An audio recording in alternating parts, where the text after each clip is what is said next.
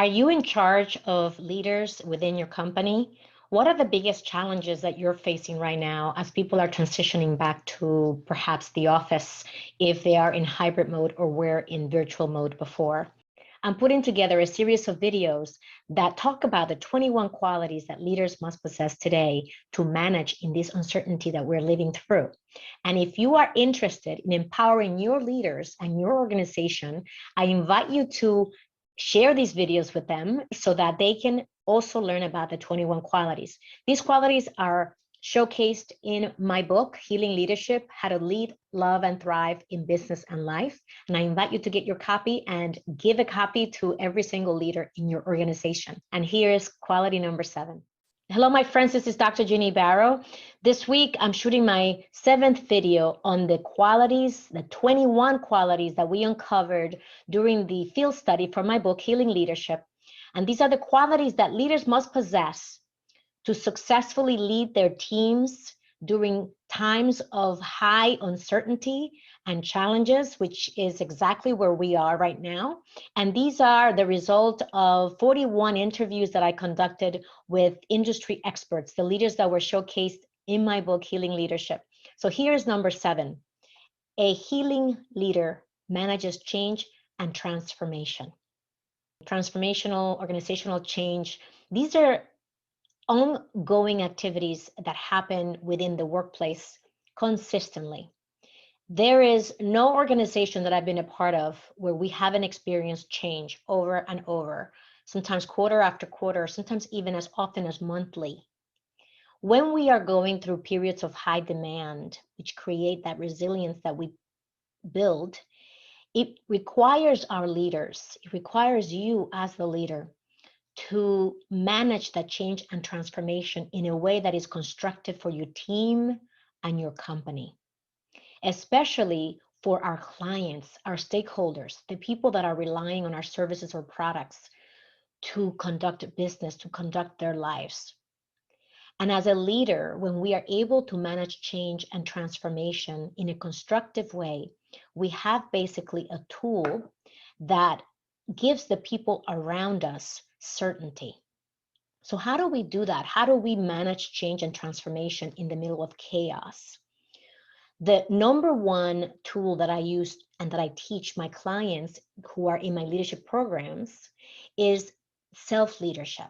To be able to lead yourself. So when you see that change is coming, you are able to go inward and see how that change is going to impact you as a leader and impact your team and impact your department and impact your company and perhaps even impact the field or the industry that you are in. The change always begins within and then it extends outward. If we're able to see it coming and we're able to be in touch with what is happening in the marketplace, with the trends that are happening, we can predict a lot of the change.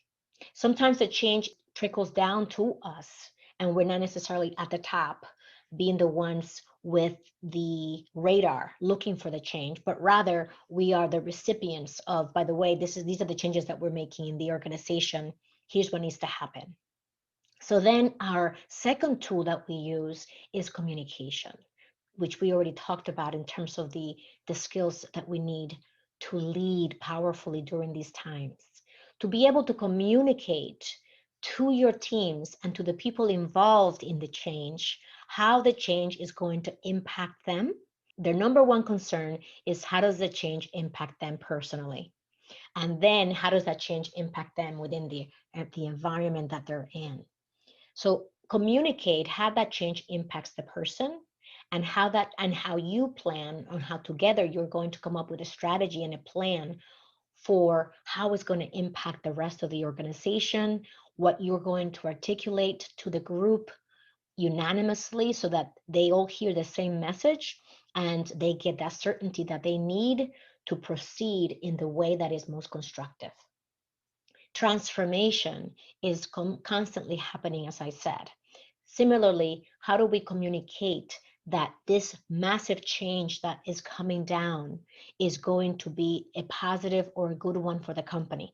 In the process, you may realize that some people's roles may change. Some of the roles may actually terminate. So how do you have those difficult conversations? How do you line them up so that when it gets down to that, you honor the human, you honor the years that the person has been with you in their role, you honor the contributions that they have made to the team, to the company.